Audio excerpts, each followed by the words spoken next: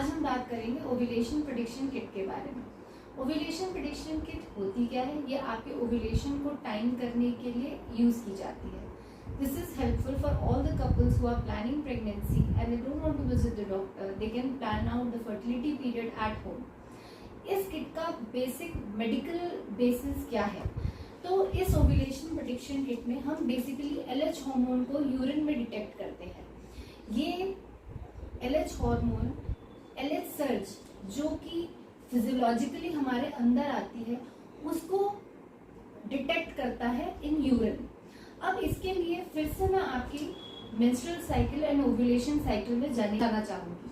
जिस दिन हम पीरियड आता है वो हमारा पीरियड का फर्स्ट डे होता है। इसके बाद हमारा एक फॉलिकल ग्रो होने लगता है और when the follicle is mature तो एक LH सर्ज हमारी बॉडी में फिजियोलॉजिकली आती है। That surge is very quick, वो फटाक से आती है और उसी तेजी से नीचे जाती है। इसके 36 आवर्स बाद ओव्यूलेशन होता है और उस तेज राइज के LH को ये ओव्यूलेशन प्रेडिक्शन किट डिटेक्ट करती है।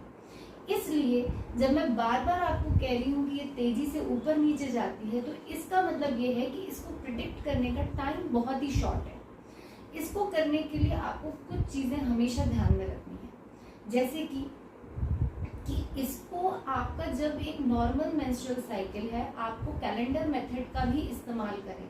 अगर हम मान के चलते हैं कि 80% या 75 to 80% वुमेन की साइकिल 28 to 32 डेज की होती है, ऐसे केसेस में आप ये मानकर चलें कि मिड साइकिल 14वें-15वें दिन ओव्यूलेशन होगा। तो जो ओव्यूलेशन होता है उसके आपको लगभग 24 to 36 आवर्स पहले इस किट का इस्तेमाल कर लेना है टू कंफर्म। मगर फिर यूज ही क्या हुआ अगर हमें कैलेंडर मेथड ही करना है, क्योंकि ये सर्ज जो होता है ये बहुत क्विक फॉल करता है। सपोज इसके लिए अगर आपने आज सुबह किया है तो हमारी यूरिन में आते आते ये शाम लगा देगा और आपने शाम को तो टेस्ट ही नहीं किया होगा, तो आपका ओव्यूलेशन टाइम मिस आउट भी हो सकता है। इसलिए किसी जो मिड साइकिल का पीरियड हो उस दिन आप उन दिनों इसको दिन में 2 बार भी कर सकते हैं, so that you know that within 24 hours relation होना ही है। So this kit has to be used wisely. इसके कुछ टेस्ट, इसके बारे में कुछ चीजें मैं आपको और बताऊंगी। इसमें फॉल्स नेगेटिव और फॉल्स पॉजिटिव भी बहुत है।